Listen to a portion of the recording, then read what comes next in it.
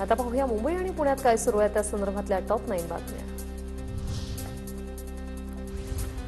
तर सीएसएमटी स्थानकातील फलाट विस्तारीकरणासाठी आज आणि उद्या रात्रकालीन ब्लॉक। सीएसएमटी ते भायखळा दरम्यान आज 5 तास तर उद्या 10 तासांचा रात्रकालीन ब्लॉक असणार। ठाणे रेल्वे स्थानकात प्रवाशांची मोठी गर्दी। मुंबईहून कल्याणच्या दिशेने जाणाऱ्या लोकल 10 ते 12 मिनिटं उशिराने।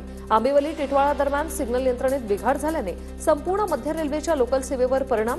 प्रशासनाकडून युद्धपातळीवर वायरच्या दुरुस्तीचं काम सुरू। मुंबईत गेल्या काही दिवसांपासून तापमानात वाढ। मुंबईसह कोकण किनारपट्टीवर उष्णतेची लाट, तर पुढील 4 दिवसात तापमानात घट होण्याची शक्यता।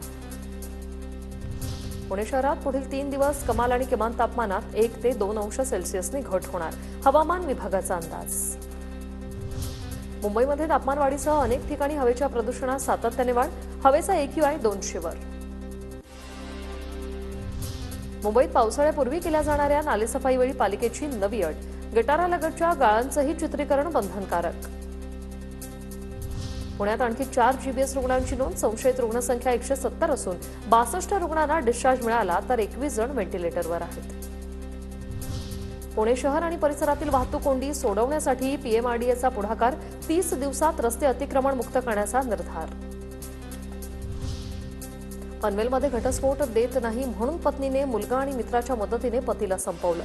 ज्यूसमध्ये नशेच्या गोळ्या टाकून हत्या। पोलिसांकडून 4 जणांना अटक।